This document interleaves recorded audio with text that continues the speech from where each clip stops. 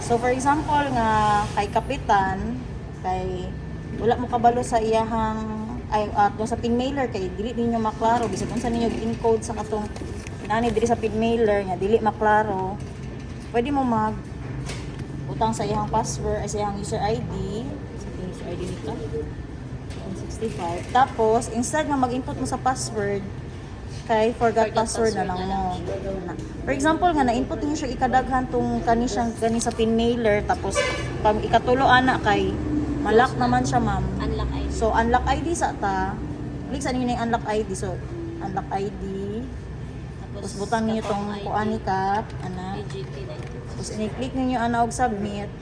Kung tahay nga nalock siya, mangayo gyapon siya atong response code ana. Tapos pag okay na siya na-unlock na siya, balik na pud mo ana dire forgot password na Forgot pud mo. password na po.